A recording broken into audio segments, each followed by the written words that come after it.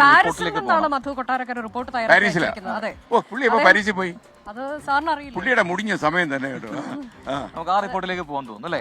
യുക്രൈനിൽ വെടിനിർത്തലിനായുള്ള ശ്രമങ്ങൾ തുടർന്ന് അമേരിക്ക യുക്രൈൻ പ്രസിഡന്റ് വോളോഡിമിർ സെലൻസ്കിയുമായി US പ്രസിഡന്റ് ഡൊണാൾഡ് ട്രംപ് ചർച്ച നടത്തിയെന്നാണ് ഏറ്റവും പുതിയ വിവരങ്ങൾ. ചർച്ച ഫലപ്രദമാണെന്നും അമേരിക്കയുടെ സമാധാന ശ്രമങ്ങൾ ശരിയായ ദിശയിലാണെന്നും ട്രംപ് പറഞ്ഞു. പാരീസിൽ നിന്ന് മധു കൊട്ടാരക്കര തയ്യാറാക്കി. അതിനിടയിൽ ഇദ്ദേഹത്തിന് എന്തോ ഒരു സാധനം റെപ്രസെന്റേറ്റീവ് തരണമെന്ന് പറയുന്നു. എന്തിന്റെ ഇത്?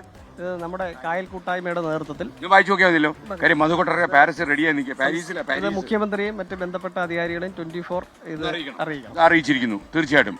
അപ്പോൾ പാരീസിലേക്ക് യുക്രൈനിൽ സമാധാനം കൊണ്ടുവരുവാൻ വേണ്ടി US പ്രസിഡന്റ് ഡൊണാൾഡ് ട്രംപ് മുമ്പോട്ട് വെച്ച ഭാഗിക വെടിനിർത്തലിനോട് റഷ്യൻ പ്രസിഡന്റ് വ്ളാദിമിർ പുടിൻ അനുകൂല നിലപാടെടുത്തതോടുകൂടി ട്രംപ് ഭരണകൂടം വലിയ ആത്മവിശ്വാസത്തിലാണ് മുന്നോട്ട് നീങ്ങുന്നത്.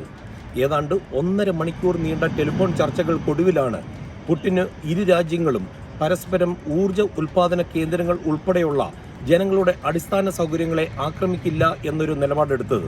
The agreements regarding the unconditional ceasefire will be eventually implemented. We hope that America will continue to work and pressure Russia in a way.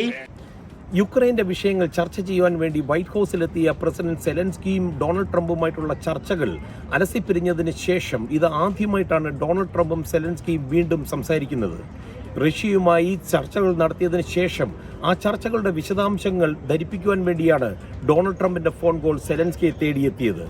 Phone call വളരെ നല്ല രീതിയിൽ പോയെന്ന് ട്രംപ് തന്നെ പിന്നീട് പറയുകയും ചെയ്തു. എന്തോ ട്രംപിന്റെ വാക്കുകളിൽ പതിവില്ലാത്ത വലിയ ശുഭാപ്തി വിശ്വാസം പ്രകടമായിരുന്നു. സൗദിയിൽ നടന്ന ചർച്ചകളിൽ അമേരിക്ക മുന്നോട്ട് വെച്ച 30 ദിവസത്തെ വെടിനിർത്തലിനോടാണ് യുക്രൈന് യോജിപ്പുള്ളത്. ആ വെടിനിർത്തൽ നടപ്പിലാക്കുവാനുള്ള ശ്രമങ്ങളാണ് യുക്രൈന്റെ ഭാഗത്തു നിന്നുണ്ടാകുന്നതും. എന്നാൽ ഡൊണാൾഡ് ട്രംപ് ഈ ഭാഗിക വെടിനിർത്തലിന് റഷ്യയെ സമ്മതിപ്പിച്ച നിലയ്ക്ക് യുക്രൈന് വിട്ടുവീഴ്ച ചെയ്യേണ്ടി വരുമെന്നാണ് നമുക്ക് ലഭിക്കുന്ന റിപ്പോർട്ടുകൾ. Peace, and I believe that this year the war can end with a dignified peace. But the security guarantees are definitely needed. Otherwise, Putin will come with the war again. That is his essence.